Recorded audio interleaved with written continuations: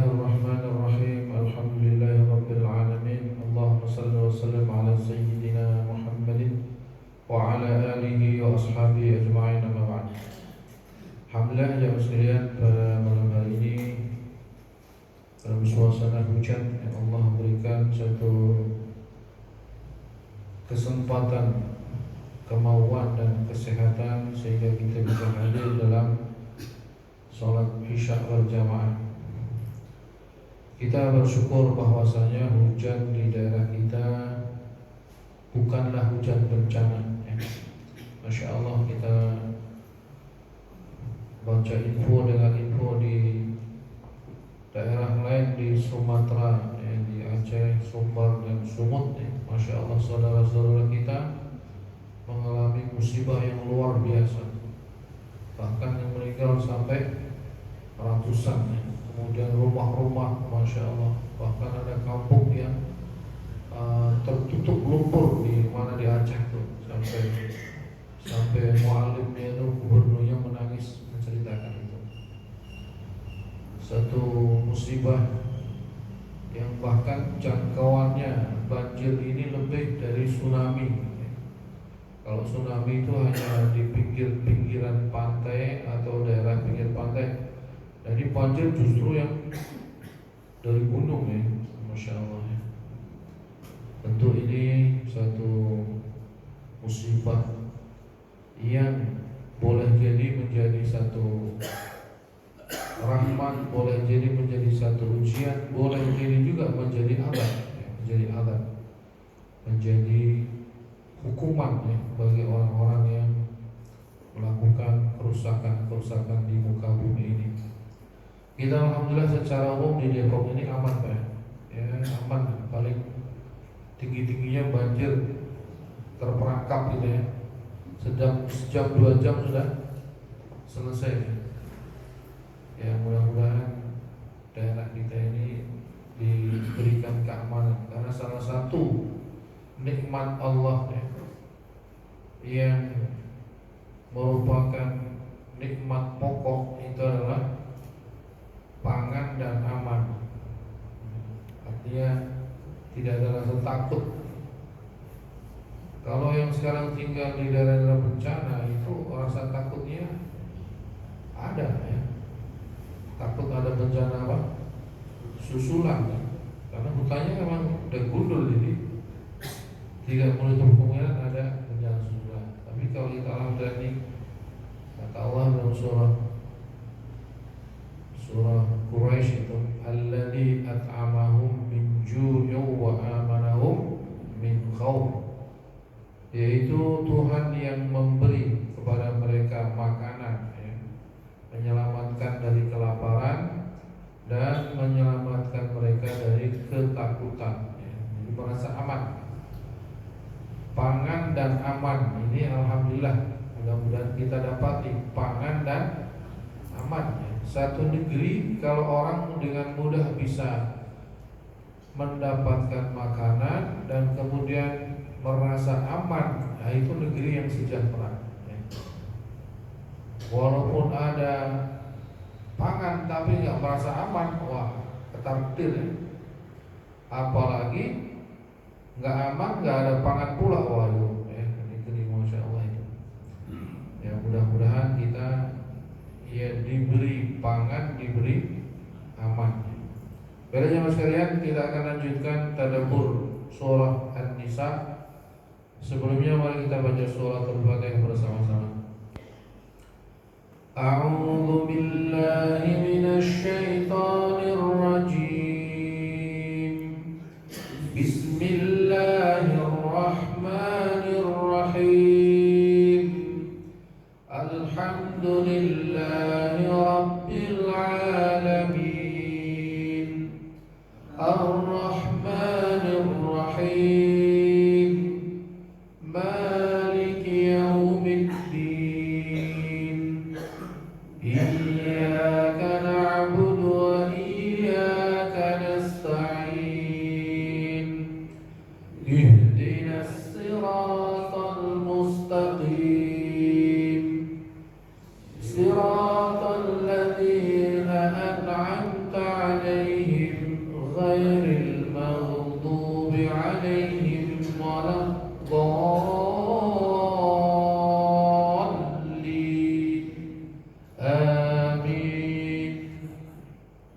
kita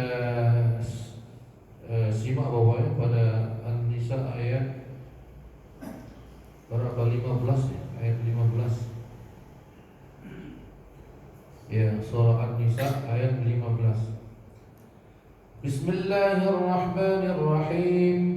Wallati yatina al-fahishata min nisaikum fastashhidu alayhinna arba'atan minkum fa in shahidu famsikuhunna fil buyuti hatta yatawaffahunna al-maut aw yaj'ala Allahu lahunna sabila.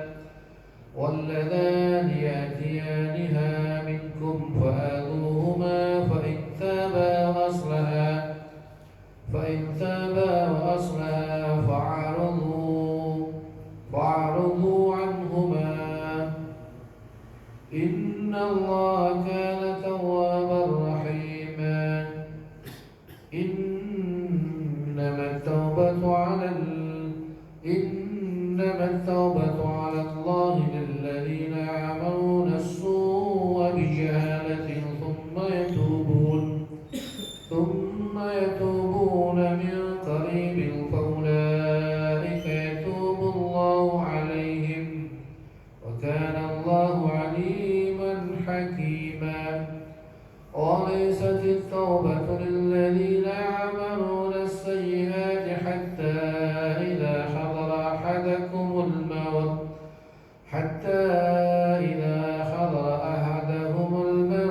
قال إني تبت الآن ولا الذين يموتون هم كفار أولئك اعتدنا لهم عذابا أليما. يا أيها الذين آمنوا لا يحل لكم أن ترثوا النساء كرها ولا تعضلوهن لتذهبوا ببعض ما آتيتموهن إلا أن يأتين بفاحشة مبينة وعاشروهن بالمعروف فإن كرهتموهن فعسى أن تكرهوا شيئا ويجعل الله فيه خيرا كثيرا. وإن أردتم استبدال زوج مكان زوج وآتيتم إحداهن قنطارا فلا تأخذوا منه شيئا أتأخذون بهتانا وإثما مبينا. وكيف تأخذونه وقد أفضى بعضكم إلى بعض وأخذن منكم ميثاقا غليظا. واللاتي يأتين الفاحشة من نسائكم, dan wanita-wanita di antara wanita-wanita engkau yang melakukan perbuatan fahisyah, yaitu allawati yaznina min azwajikum, yaitu wanitamu, kaum wanita baik istri maupun bukan istri yang melakukan zina, maka fastashhidu alaihinna arba'atan minkum, hendaknya menyaksikan kepada mereka atau bersaksi atas mereka itu 4 orang laki-laki. Jadi kalau orang dituntut dengan perzinahan, maka harus ada apa? Saksi 4 orang. Ini 4 orang ini susah nih Pak ya. Apalagi kalau sekarang Kalau zaman dulu mungkin karena rumahnya dari bilik ya bisa orang. Nah, sekarang gimana gitu ya? Gak bisa. Paling apa? CCTV Pak ya. CCTV. Kalau di dalam hotel nggak boleh CCTV di dalamnya. Jadi ini kalau orang dituduh dengan perzinahan, maka yang menuduh ini ya, hendaknya menghadirkan saksi ya, 4 orang saksi yang menyaksikan terjadinya perzinahan tersebut ya, untuk meyakinkan bahwa zina itu telah terjadi. Jadi kalau hanya orang misalnya dia makan di satu restoran misalnya berdua, itu belum bisa dituduh zina Pak. Gak mungkin zina di restoran kan? Jadi kalau hanya misalnya jalan di mana gitu, ya kalau sekarang misalnya perselingkuhan menuju perzinahan gitu ya, ya barangkali kalau jalan berdua gitu lama-lama jalannya kayaknya nanti kan hotel gitu kira-kira gitu ya. Nah, kalau memang terbukti dia berzina, ya, fa in syahidu, apabila orang 4 itu menyaksikan, bersaksi, artinya dia berani menjadi saksi bahwa ini perempuan memang zina, fa amsikuhunna fil buyuti, maka tahanlah wanita itu di rumah hatta yatawaffahunnal mautu, sampai mati. Aw yaj'alallahu lahunna sabila, atau Allah berikan jalan bagi wanita tersebut. Jadi zaman dulu Pak, waktu Islam baru mula-mula disebarkan, hukumnya seperti itu. Kalau ada perempuan berzina disaksikan oleh orang 4 tadi dan terbukti, maka dia ditahan di rumah sampai mati. Tapi kemudian turunlah hukum-hukum berikutnya yang menasih atau yang merevisi hukum ini, sehingga hukumnya menjadi orang berzina kalau yang sudah nikah atau zina muhsan namanya, maka hukumnya adalah dirajam sampai mati. Kalau zina ghairu muhsan, itu zinanya orang yang masih belum nikah, bujang dan gadis misalnya itu, maka hukumannya adalah 100 kali dijilid, di bahasa kitanya didera, dipukul. Tapi pukul beneran Pak, dipukul beneran. Karena pernah terjadi zaman Sayyidina Umar tuh luar biasa pukulannya, nggak boleh ditahan. Karena ada mukul yang cuma begini nggak gerak, gini doang kan? Ini mah agak kerasa itu. Kan ada tuh pukulan gitu kan? Begini dong, nggak kerasa. Semua bisa ulang lagi. Jadi kalau zina yang muhsan, yaitu suami atau istri berzina, maka hukumannya rajam, dilempar dengan batu sampai mati. Masya Allah, itu luar biasa itu rajam. Kayaknya hukuman yang berat yang dirasakan oleh dalam syariat Islam itu rajam. Saya pernah menyaksikan hukuman pancung, tapi nggak begitu mengerikan itu, karena pancung sekali udah putus, langsung diangkat pergi. Tapi kalau rajam kan dipukuli, dilempari batu sampai mati. Masya Allah. Jadi zina ini memang dosa besar, dosa yang besar. Apalagi kalau yang zina itu orang yang sudah suami istri.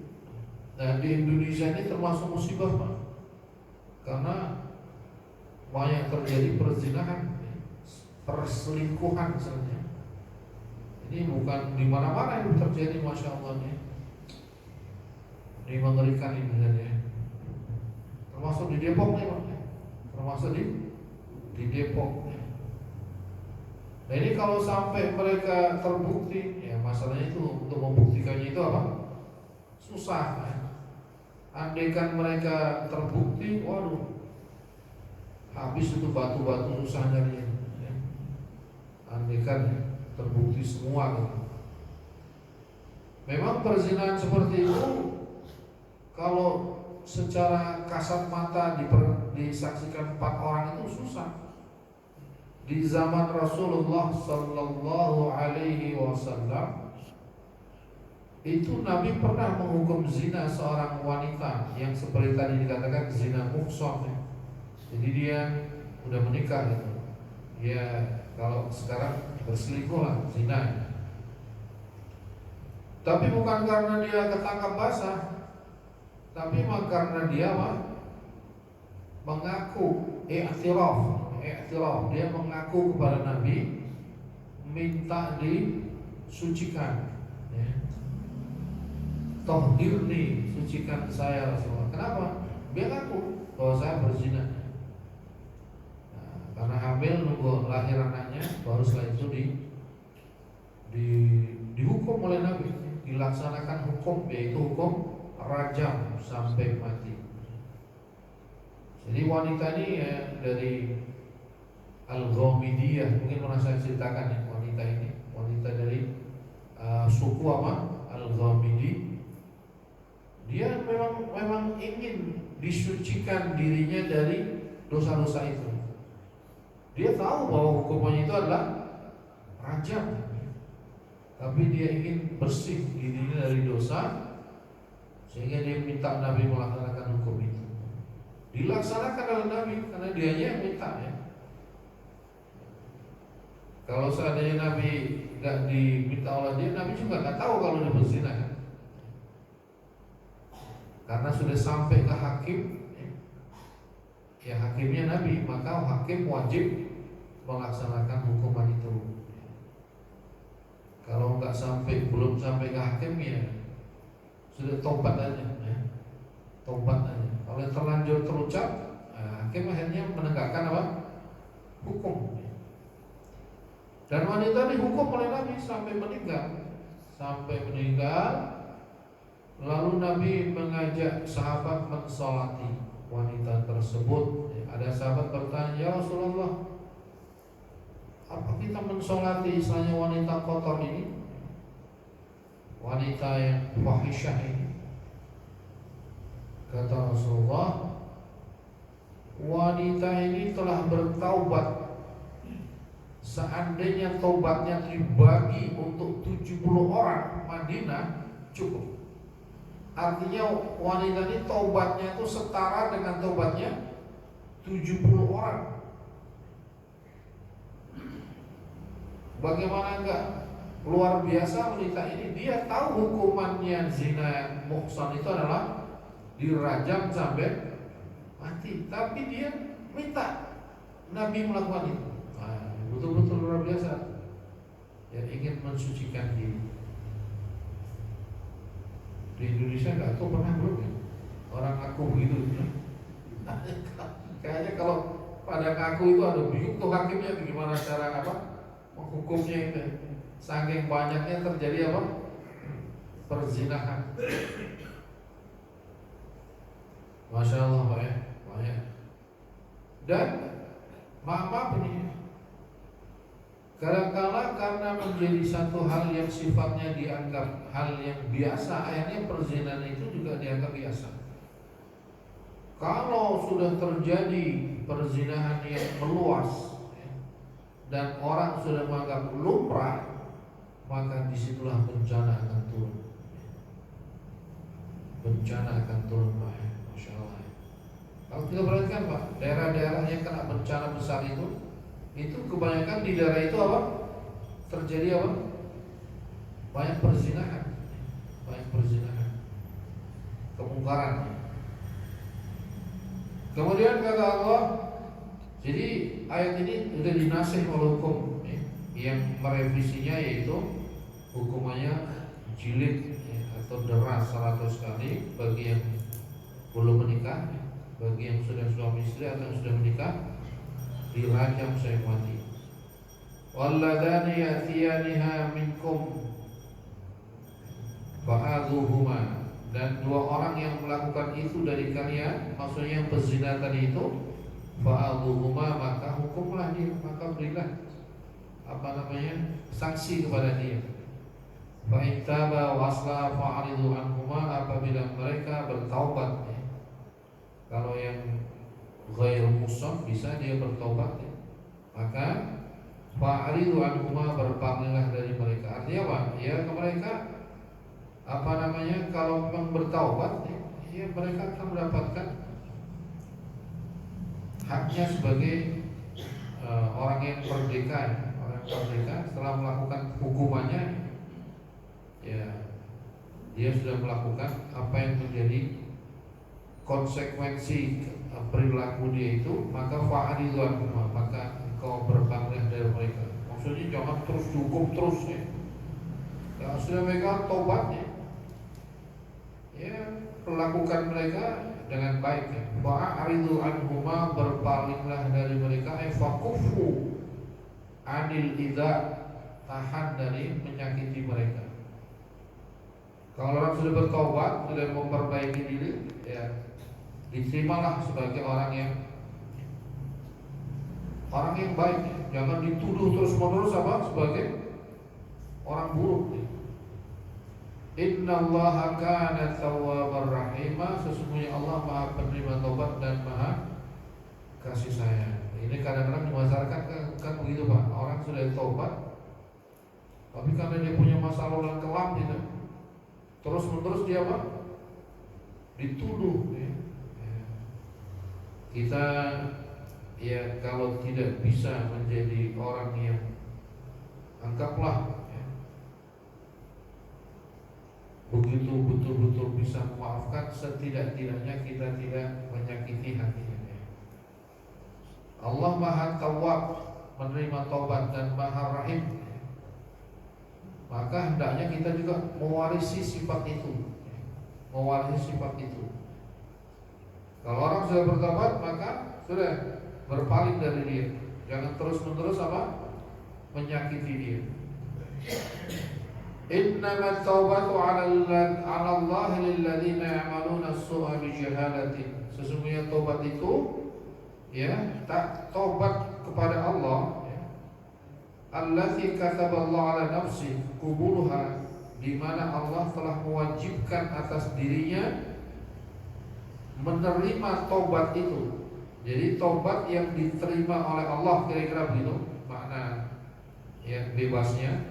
Sesungguhnya taubat yang diterima oleh Allah adalah bagi orang yang melakukan satu perbuatan buruk, perbuatan jahat, bijahalatin, karena kebodohan.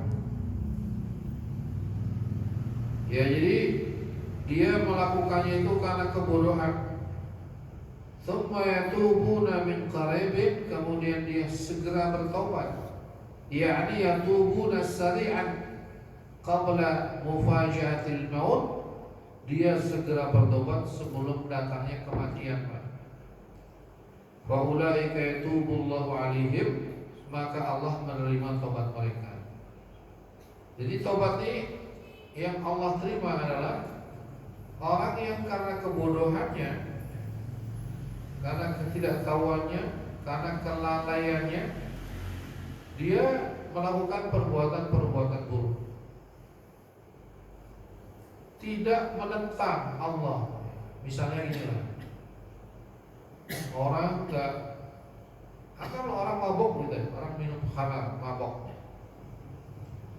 Ya karena kelalaian dia, karena pergaulan atau lain-lainnya dia melakukan itu ya. Lalu setelah dia tahu, dia bertaubat.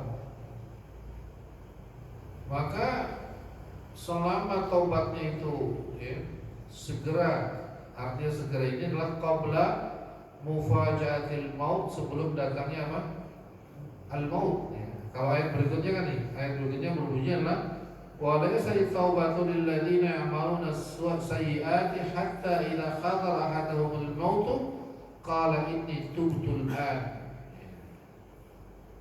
Jadi taubat itu tidak ada buat orang-orang yang melakukan perbuatan buruk sampai datangnya kematian, baru dia berkata ana inni tubtul an, saya bertobat sekarang.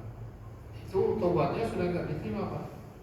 Itu sudah gharghar namanya, waktu gharghar, sudah ruh sudah ada di kerongkongan. Seperti tobatnya Firaun juga tobat juga. Ketika udah belebek gitu, kayak apa? Udah mau mati, dia tobat juga, tapi tobatnya sudah nggak diterima. Jadi kalau mau tobat segera, ya. Jangan misalnya kalau ya tobatnya kalau udah tua misalnya, iya kalau sampai tua. Ya, kalau belum sampai tua malaikat Israel sudah menjemput bagaimana? Ya. Jadi tobat itu dengan segera. Oh nanti kalau saya tobat segera, ntar saya berdosa lagi gimana? Jangan mikirin berdosa lagi, tobat aja dulu. Urusan berdosa urusan apa? Nanti. Jangan orang bilang saya mau tobat kalau udah benar-benar puas dengan maksiat ini. Nah ini kan ada begitu, dia begitu kan? Jadi ntar nggak ulang-ulang lagi. Siapa bilang? Nggak mengulang lagi. Yang penting niat taubat, bertaubat. Urusan nanti mengulang lagi jangan dipikirkan. Kenapa? Karena syarat taubat itu syaratnya tidak mengulang lagi, yaitu al-azam. Syarat taubat itu ada 3. Yang pertama adalah al-iqla'.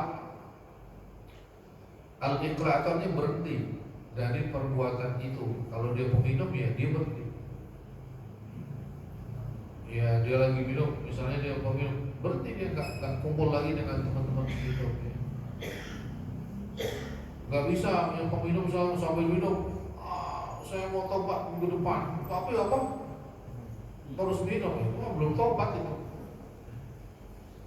Pertama al-iqla', jadi berhenti dari perbuatan itu, perbuatan maksiat. Yang kedua an-nadam, yang kedua menyesal atas perbuatan itu, ini tobat.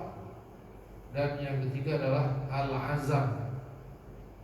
Ya, yang ketiga adalah berazam untuk tidak mengulangi lagi. Jadi 3.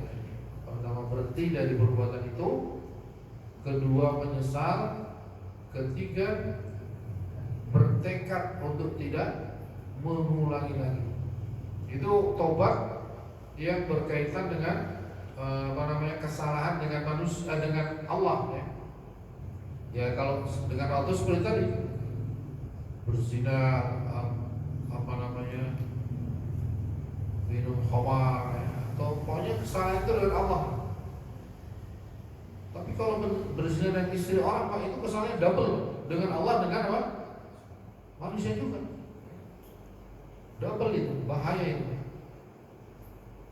Kalau kesalahan dengan Allah 3 tadi.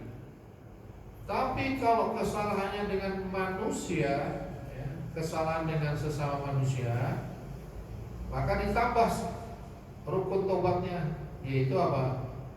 Al-istihlal ya. Al-istihlal artinya minta dihalalkan, minta diridhokan oleh orang yang dia salahin. Misalnya apa? Ya contoh aja lah, misalnya dia pernah contoh kesalahan manusia, pernah mencaci maki lah, kata-kata yang menyakitkan gitu ya.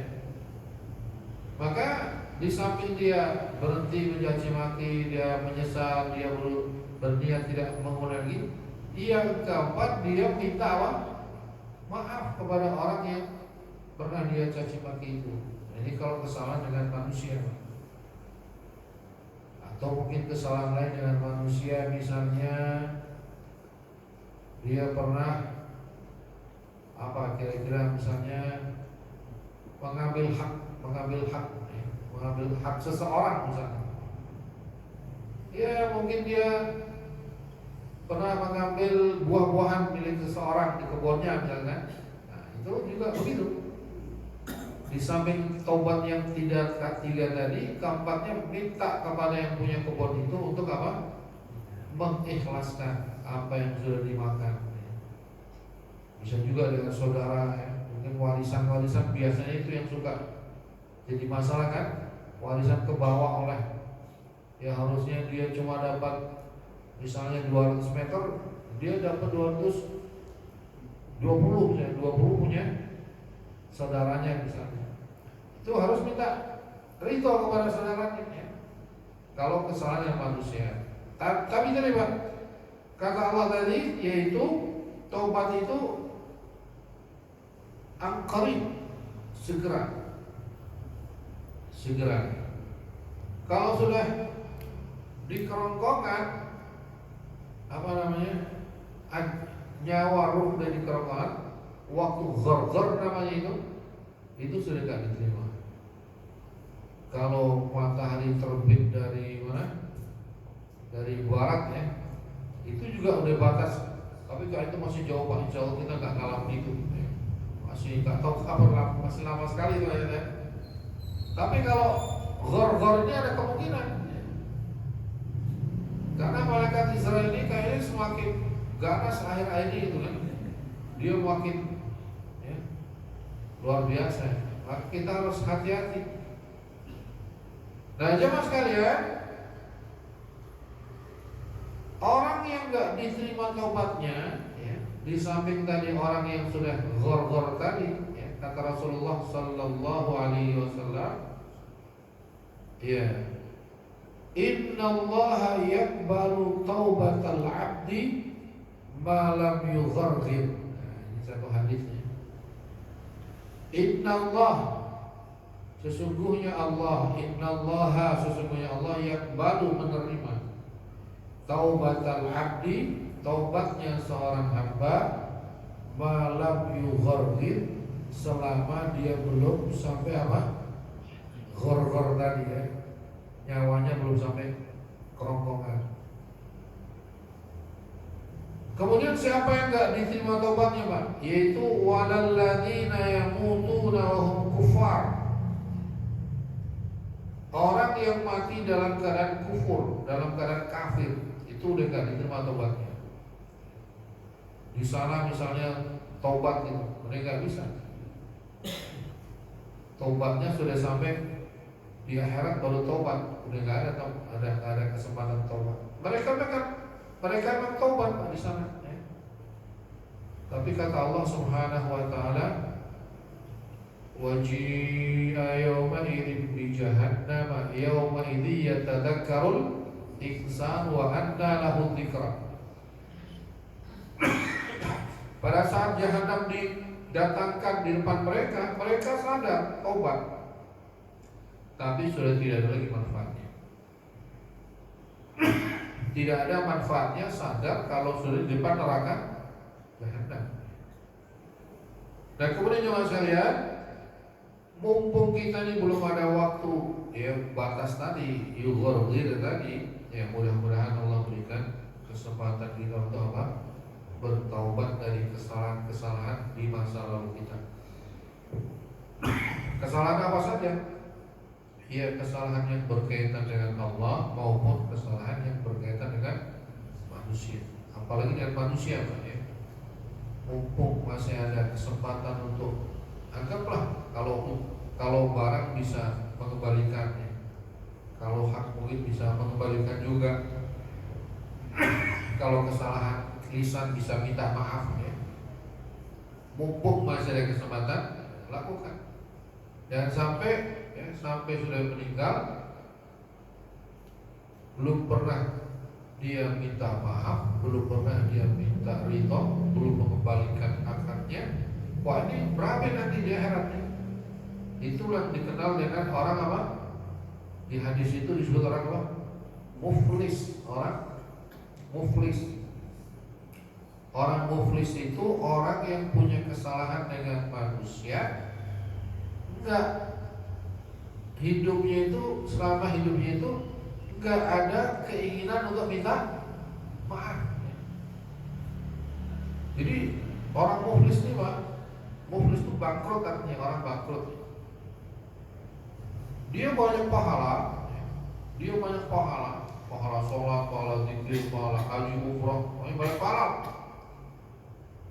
Tapi sampai akhirat, ya tadi, karena dia banyak kesalahan dengan semua manusia dan dia gak sempat hidupnya itu minta maaf, minta ridho, akhirnya orang-orang yang dibuat salah dia ini pada menuntutnya. Nah, dalam hadis yang sahih itu dikatakan, waqad syatama hadza, dia udah mencaci orang. Waqad safaka dama hadza, dia menumpahkan darah orang. Wa daraba hadza, dia mukul orang. wa akhadha mala hadza, dia ngambil harta orang. Ini semuanya menuntut, Pak. Yang di dunia itu ya mungkin nggak sempat menuntut, akhirnya menuntutnya di akhirat ya. Sampai habis pahalanya dikembali untuk mengembalikan hak-hak orang yang pernah dia sakiti itu, sampai habis pahalanya masih ada yang menuntut. Akhirnya dosa orang yang menuntut itu sebagai diberikan ke dia. Ini orang muflis.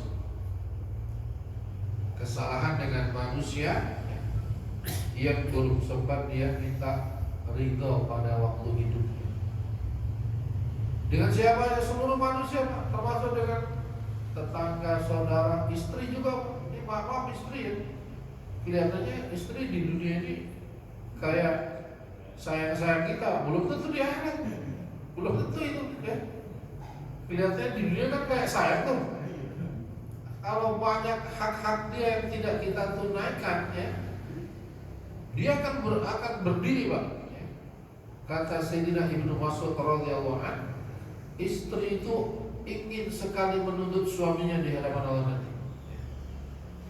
Dia juga ingin pahalanya bertambah, dosanya apa? Berkurang. Maka ya kita juga perhatikan istri-istrinya. Apa banyak tak kesalahan kita kepada dia ya? Minta maaf. Kadang-kadang kalau suami itu agak gengsi minta maaf ya, agak berat gitu ya. Minta maaf yang benar ya.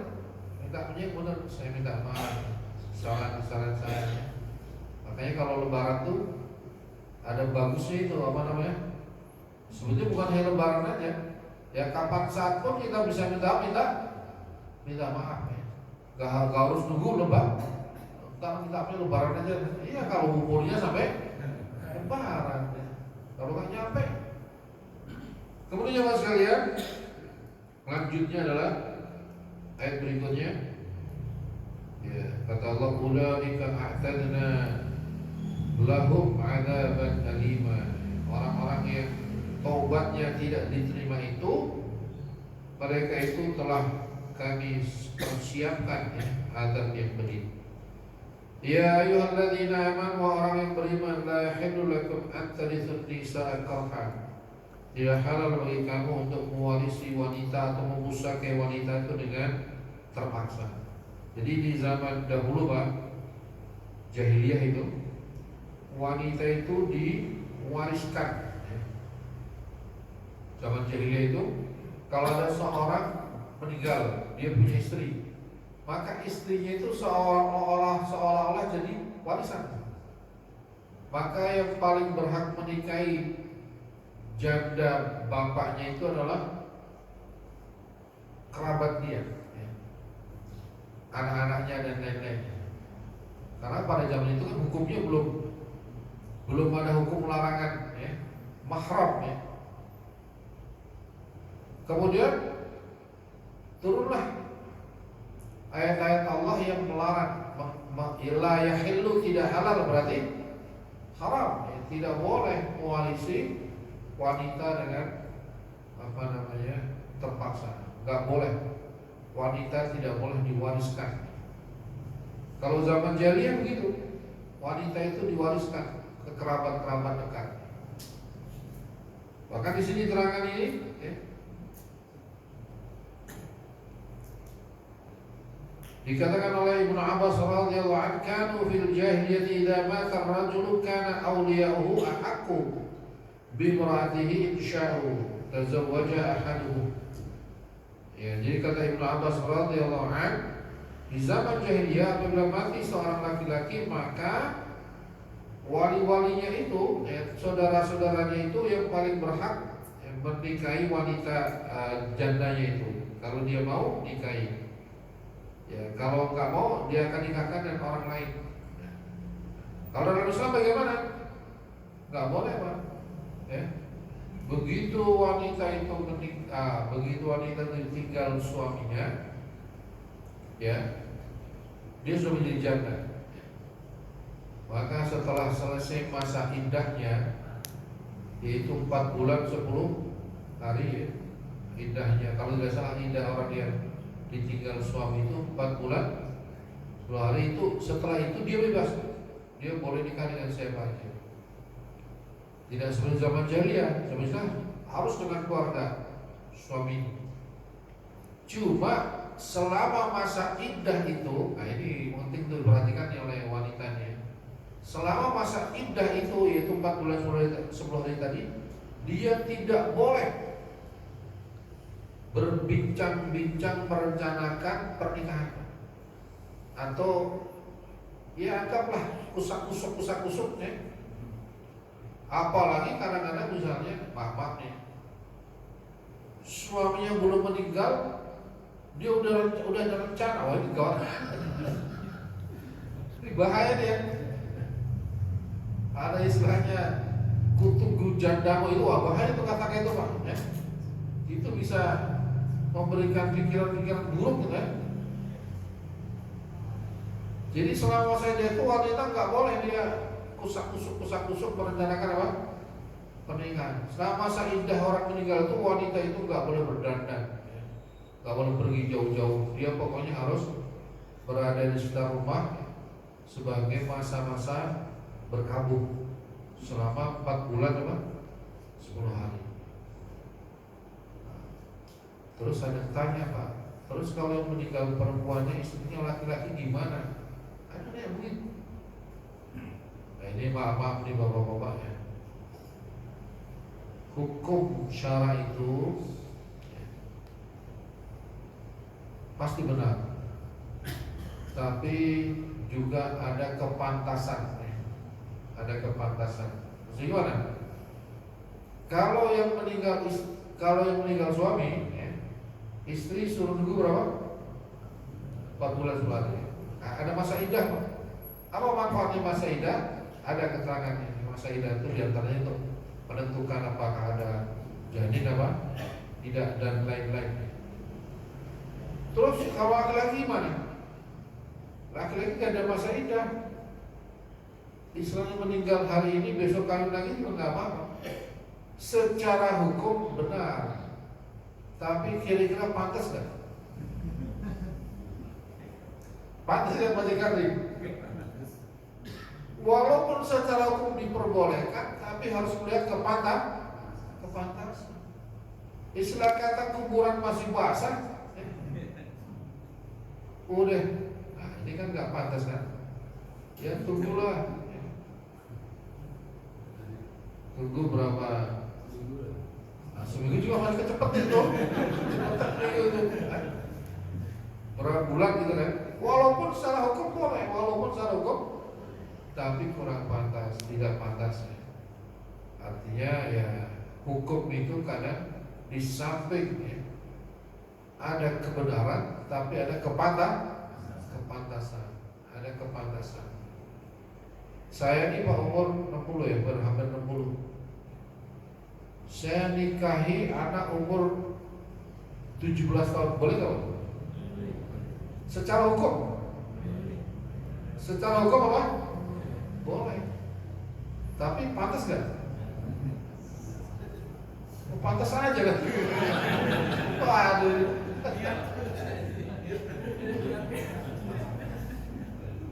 Kalau bagi saya sih nggak pantas lah. Kayak bagi saya, tapi secara hukum apa? Boleh. Kalau bapak merasa itu pantas ya, terserah.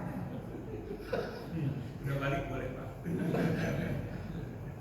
Jadi hukum itu di samping kebenaran juga apa? Kepantasan. Pantas nggak kira-kira? Tidak bisa serta-merta ada urf itu ada adat-adat yang harus kita apa? Hormati. Ya. Benar kalau misalnya ada orang laki-laki istrinya meninggal, ya, besok kawin itu pasti mertuanya bilang, wah ini kayak ini meninggalnya gara-gara dia. Nah ini sama sekalian ya. Kemudian, jadi tadi wanita itu tidak diwarisi ya. Berikutnya wala ta'dhuluhunna litadhhabu ba'da ma ataytumun illa ayatina bi fahishatin bayyinah. Nah ini yang penting nih. Wa ashiruhunna bil ma'ruf, maka pergaulilah istri-istrimu itu dengan baik. Wa in karihtumuhunna fa'asa an takrahu syai'an wa yaj'alallahu fihi khairan katsira. Apabila kamu membenci istrimu, misalnya ada yang kita nggak suka lah dari perilakunya itu, fa'asa an takrahu syai'an, ada kalanya engkau membenci sesuatu, wa yaj'alallahu fihi khairan katsira, tapi Allah membuat atau menghadirkan kebaikan-kebaikan yang banyak dari istri tersebut. Jadi maksudnya gini Pak, kata Rasulullah ini ya, la yabghud mu'minun mu'minatan in kariha minha khuluqan radiya minha akhar. Kata Rasulullah, tidaklah janganlah marah seorang mukmin kepada seorang perempuan mukminah ya, apabila dia membenci darinya satu akhlak, satu tabiat. Mungkin dia akan senang dengan tabiat yang lain. Jadi gini maksudnya Pak, kalau kita kebetulan ada yang kita tidak suka dari istri kita, mungkin ya, itu jangan sampai satu hal yang kita tidak suka itu menutup seluruh kebaikan istri. Bahkan mungkin istri yang kita benci ini ada kebaikan di situ. Mungkin dia akan melahirkan anak-anak yang soleh, ya. Mungkin dia akan ikut memudahkan urusan kita, ya. Mungkin dia wanita yang hemat. Jadi dikatakan di sini, ketika kau benci sesuatu dari perempuan itu, boleh jadi apa yang kau benci itu justru ada kebaikan-kebaikan yang Allah ciptakan di wanita tersebut. Jangan terpusat pada apa? Keburukannya aja. Kadang-kadang Pak, ada wanita mungkin kita tidak suka salah satu tabiatnya. Misalnya dia punya 10 tabiat, ada 2 tabiat yang kita gak suka. Itu jangan sampai yang 2 tabiat buruk ini menghilangkan 8 tabiat yang baik. Misalnya nih 2 tabiat yang buruknya, misalnya dia cerewet misalnya, mungkin dia apalagi biasanya apa yang kita gak suka tuh, cerewet, main HP, ngorok misalnya. Tapi ada kebaikannya, dia hemat, dia sayang, dia perhatian, ya. Dia apalagi sayang sama ibu kita, ya. Dia sayang sama ponakan-ponakan kita. Ini jadi jangan sampai kebencian kita atau ketidaksukaan kita kepada istri itu, salah satu tabiat istri itu menutup kebaikan lain. Boleh jadi, ya kata Allah tadi ya, yang kita benci itu di situ justru Allah ciptakan apa? Kebaikan-kebaikan. Ada keterangan di sini Pak. Ada di sini ya. Fa in karihtum subhatuhunna fasbiru alaihinna. Apabila kau enggak suka, artinya menggauli istrimu, ya, karena ada sifat mungkin enggak suka, fasbiru alaihinna, maka bersabarlah. Wastabirru fil ihsan, teruslah berbuat baik ilaihinna, kepada dia. Fa asa an yarzuqakumullahu minhunna waladan salihan taqarrabu a'yunukum. Barangkali akan lahir dari istri yang tadi kita agak benci itu anak-anak saleh yang akan menjadi ayun, qurratu ayun, bahasa kita apa tuh? Qurratu ayun, enak dipandang mata, jadi betul. Ya, mungkin dari istri itu akan lahir wa asa ayyakuna fi syai'il makruh al khairul katsir. Boleh jadi dari sesuatu yang kita benci itu akan banyak kebaikan-kebaikan. Jadi kita jangan mudah ya, istilahnya kepada istri kita benci langsung tinggal ya. Mungkin ada hal yang kita tidak suka, wajar, namanya manusia kan, ada tabiat. Kita juga banyak tabiat yang dia gak suka juga kan. Tapi kita tahu misalnya, memang saya gak suka nih, sifatnya begini ya. Oh tapi dia juga punya sifat yang baik ya. Dia orang yang begini. Dia orang yang nggak matre misalnya, dia orang yang nggak perhitungan, dia orang yang dilihat seperti itu baik. Jadi Allah memerintahkan seperti itu. Kata bahasa Quran adalah fa'in karihtumuhunna fa'asa an takrahu syai'an wa yaj'alallahu fihi khairan katsira. Apabila kamu benci istrimu itu ya, barangkali apa yang kamu benci itu ya, kamu benci sesuatu, Allah menciptakan di dalamnya kebaikan-kebaikan yang banyak. Jadi kira suatu ya. Inilah malam ini kita ya membahas tentang tadi ya wanita-wanita yang melakukan perzinahan ya. Maka yang sudah menikah hukumannya apa tadi? Dirajam sampai mati. Kalau perempuan yang belum menikah, gadis gitu ya, dijilid atau dicambuk 100 kali. Kemudian tadi juga di sini bahwasanya taubat itu diterima oleh Allah selama malam yugharqir, selama belum apa? Nyawa di kerongkongan. Kemudian taubat tadi ya seperti disyaratkan dalam syariat Islam ya, yaitu berhenti dari perbuatan itu, menyesali perbuatan itu, dan kemudian bertekad untuk tidak mengulangi perbuatan itu. Dan yang terakhir tadi ya, bahwasanya hendaknya engkau wa'ashiruhunna bil ma'ruf, mempergauli istrimu dengan baik. Apabila kebetulan ada sesuatu yang kita tidak suka, yang kita benci, maka bersabarlah, karena barangkali di perkara-perkara yang kita benci itu di situ ada apa? Ada kebaikan-kebaikan yang banyak. Sabar aja dulu deh. Bagaimana kalau sampai sabar terus? Ya sabar aja. Kalau di dunia kita belum bisa mendapatkan istri yang sesuai dengan yang kita inginkan, sabar sampai mati. Mudah-mudahan di akhirat nanti diberikan oleh Allah istri yang sesuai dengan kita keinginan apa? Keinginan kita. Kalau di dunia ini ya nggak ada yang bisa sesuai dengan keinginan kita, pasti ada kekurangan-kekurangannya. Baiklah jemaah sekalian, pada pertemuan akan datang ini akan membahas masalah yaitu wanita-wanita yang tidak boleh dinikahi ya. Ini banyak sekali nih wanita-wanita yang tidak boleh dinikahi. Ada yang mahram muakkad, ada yang mahram muabbad ya. Yang muakkad dan muabbad nanti pada pertemuan yang datang kita akan bahas ini. Itu wanita yang menjadi mahram sementara muakkad ya. Ada juga yang menjadi mahram muabbad ya. Mahram yang apa?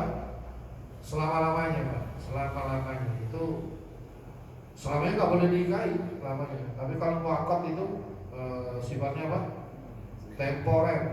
Sifatnya temporer. Jadi kalau ilatnya sudah berubah ya, maka hukumnya pun berubah. Tapi kalau yang muabbad itu seperti contohnya mertua. Mertua itu muabbad Pak ya. Mahram apa? Muabbad selamanya itu. Kalau kita udah jadi menantu dia, maka seumur hidup ya jadi mahram. Bahasanya sebenarnya kalau dengan mertua perempuan kita nggak batal wudu, walaupun misalnya anak yang dia sudah meninggal atau mungkin terjadi apa perceraian misalnya ya. Istri kan udah lepas misalnya, tapi kepada ibunya istri tetap apa? Mahram muabbad, tetap mahram, tetap kalau dalam bahasa syar'i nggak batal wudu, ya. Tetap kita bebas salaman. Sama juga yang perempuan kepada laki-laki ya, kepada mertua laki-laki. Nah, itu nanti kita bahas Pak dalam pertemuan yang akan datang. Ada mahram muakkad. Mahram muakkad apa? Mahramnya itu temporer, tidak selamanya jadi mahram gitu. Contohnya siapa? Contohnya adik istri. Siapa? adiknya istri, ipar. Itu kalau istrinya masih jadi istri kita, dia mahram. Maksud mahram di sini adalah nggak boleh dinikahi. Itu mahram. Tapi kalau istrinya sudah apa? Meninggal atau cerai ya, kalau cerai mudah-mudahan jangan ya. Meninggal misalnya, itu boleh turun ranjang, boleh Pak. Turun lipat kalau sekarang ya. Ranjang udah jarang soalnya. Ranjang zaman dulu pakai besi itu ya. Sekarang turun lipat itu boleh. Itu namanya mahram muakkad. Kita bahas nanti Pak ya. Siapa aja muakkad, siapa aja yang muakkad. Ini juga banyak kesalahpaham tentang mahram ini. Ada yang sebetulnya mahram dianggapnya bukan mahram, ada yang sebetulnya bukan mahram dianggapnya mahram. Ipar itu banyak yang menganggap seperti apa? Seperti maaf itu. Seperti bukan mahram. Dalam artian apa? Bukan ipar, ini sepupu, sepupu yang sering itu sepupu. Kalau ipar ini mahram muakkad, kenapa Pak? Ada ayatnya wa antajma'u bainal ukhtain, tidak boleh mengumpulkan dua orang saudara perempuan, tak boleh ya. Kakak adik dijadikan satu, suaminya satu, tak boleh. Ini muakkad. Makanya ada hadisnya alhamul maut. Ipar itu sebuah kematian, maksudnya itu bahaya sekali ya. Karena tidak sedikit fitnah terjadi ya, di mana suami senang dengan adiknya istri. Ini bahaya Pak. Kenapa? Kalau sampai terjadi itu, maka ini suami harus milih kakak atau milih adik, dan itu merusak hubungan silaturahim. Makanya kalau kebetulan bapak ya dititipi oleh mertua anak perempuan adiknya istri ya, kalau bisa jangan mau Pak. Kalau bisa apa? Jangan mau. Kalau punya uang mendingan dikontrakin aja, mendingan kontrak di sini ya. Jangan mau, jangan. Bukan apa-apa. Sebab kalau di rumah, apalagi dia masih agak bedik-bedik gitu ya, itu bahaya itu. Pertama gak apa-apa Pak. Begitu lama itu dari mana datangnya lintah? Dari sawah turun ke kali. Dari mana datangnya cinta? Dari mata turun. Karena tiap hari itu lihat terus, jadi lama-lama ya, yang enggak bagus sih kelihatan bagus. Makanya kalau dititipin saudara ipar perempuan, kalau bisa ditolak, jangan. Tempat lain aja deh.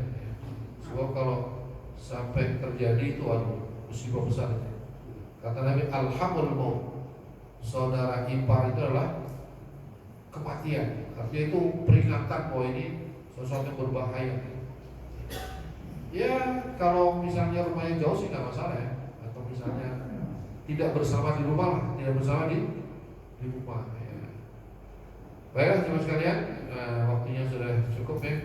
Mudah-mudahan apa yang disampaikan bermanfaat ya.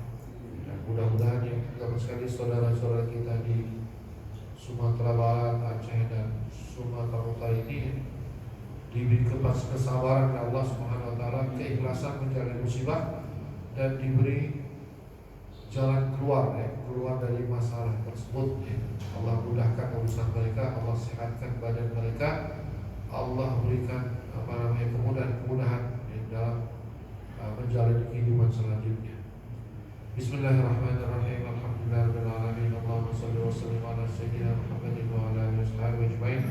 Allahumma ihdina siratal mustaqim. Allahumma faqihna fid din. Allahumma 'allimna ilman nafi'an. Allahumma rzuqna rizqan halalan tayyiban mubarakan. Allahumma hab lana min ladunka dzurriyyatan thayyibah innaka as-sami'ud du'a. ربنا آتنا في الدنيا حسنة وفي الآخرة حسنة وقنا عذاب النار وصلى الله على سيدنا محمد وعلى آله وصحبه وبارك وسلم سبحان ربك رب العزة عما يصفون سلام على المرسلين والحمد لله رب العالمين سبحانك اللهم وبحمدك أشهد أن لا إله إلا أنت أستغفرك وأتوب إليك السلام عليكم ورحمة الله وبركاته. Waalaikumsalam warahmatullahi wabarakatuh.